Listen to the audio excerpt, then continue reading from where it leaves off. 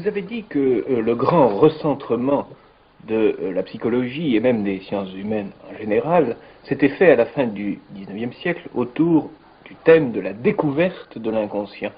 Le mot découverte est pris en général dans un contexte scientifique ou positiviste. Qu'entendez-vous exactement par découverte de l'inconscient? Bien, je crois qu'il faut prendre le mot à peu près au sens strict. Freud a littéralement découvert l'inconscient comme une chose. Il y a eu, pendant une vingtaine d'années, il y a eu une mode qui a régné, qui a été de dire que, malgré tout l'intérêt de la psychanalyse, on rencontrait chez Freud un perpétuel postulat chosiste. Enfin, depuis Politzer jusqu'à Merleau-Ponty compris, le chosisme, le positivisme de Freud a été critiqué comme une séquelle de la pensée du XIXe siècle, et on a essayé au contraire de réintroduire cette chose gênante qui était l'inconscient, de la réintroduire dans un réseau de signification plus subtile, plus fine, dans un réseau de signification tout court, de telle sorte que l'inconscient aurait pris statut dans une subjectivité peut-être transcendantale, ou peut-être empirique, ou peut-être historique, peu importe, mais l'inconscient aurait cessé d'être cette vilaine chose désagréable et caillouteuse que Freud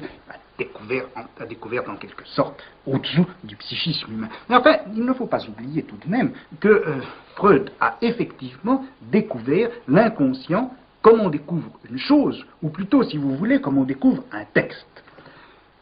On sait bien, et là-dessus, les interprétations que le docteur Lacan donne actuellement de Freud sont indubitables, on sait bien que l'inconscient freudien a une structure de langage. Mais ça ne veut pas dire que l'inconscient est un langage en quelque sorte vide ou virtuel. L'inconscient, c'est une parole, ce n'est pas une langue. C'est-à-dire que ce n'est pas le système qui permet de parler, c'est quelque chose qui a été effectivement écrit, des mots qui ont été réellement déposés dans l'existence de l'homme, ou dans le psychisme de l'homme, si vous voulez, en tout cas qui se découvrent littéralement lorsque l'on pratique cette opération un petit peu mystérieuse qu'est la psychanalyse. On découvre un texte écrit, c'est-à-dire qu'on découvre premièrement qu'il y a des signes déposés. Deuxièmement, que ces signes veulent dire quelque chose, que ce ne sont pas des signes absurdes. Et troisièmement, on découvre enfin ce qu'ils font, que la psychologie,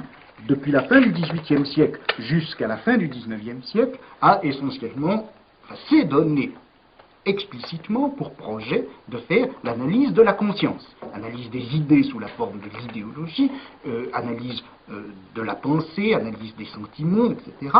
Et c'est à la fin du XIXe siècle que, brusquement, pivotant autour de son objet, la psychologie ne s'est plus donnée comme science de la psyché consciente, mais science de quelque chose qui venait d'être découvert, science de l'inconscient. Or, à partir du moment où la psychologie se découvrait comme science de l'inconscient, elle ne faisait pas simplement, elle ne pratiquait pas simplement l'annexion d'un nouveau domaine, d'un domaine jusqu'à présent ignoré, elle faisait bien plus. Elle restructurait entièrement le domaine de toutes les sciences humaines. En effet, en découvrant l'inconscient, la psychologie découvrait que l'or lui-même faisait partie de notre inconscient, que la collectivité à laquelle nous appartenons, le groupe social, la culture dans laquelle nous avons vécu font partie de notre inconscient. Elle découvrait que nos parents, notre père, notre mère ne sont pas autre chose que des figures dans notre inconscient, etc. Si bien que toutes les sciences qui avoisinaient la psychologie, comme la physiologie, comme la sociologie, se sont trouvées remodelées et reprises en compte par la psychologie elle-même, par la médiation de cette découverte de l'inconscient. Au moins à une certaine époque, pour distinguer, pour opposer psychologie expérimentale ou positiviste et psychologie anthropologique, disons, de la distinction entre explication et compréhension. Est-ce que ça vous paraît avoir un sens?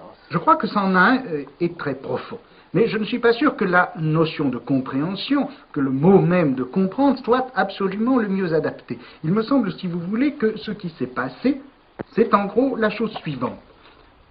depuis le XVIIe siècle jusqu'à la fin du XIXe, toutes les disciplines interprétatives ou exégétiques étaient en quelque sorte restées dans l'ombre, ou s'étaient retirées dans l'ombre au profit de toute une méthodologie du savoir qui cherchait beaucoup plutôt la définition plus ou moins positiviste de lois ou de principes d'explication. Et voilà que, à travers Nietzsche, à travers la réapparition également de l'exégèse et de l'interprétation des textes religieux au XIXe siècle, à travers, bien entendu, la psychanalyse qui est découverte et interprétation du signe, voilà que sont réapparues dans la culture occidentale des techniques interprétatives, des techniques d'exégèse qui avaient été fondées à Alexandrie avant même le christianisme, et qui n'ont pas cessé de surplomber le monde occidental jusqu'au XVIe siècle, jusqu'à la Renaissance, peut-être même jusqu'au cartésianisme.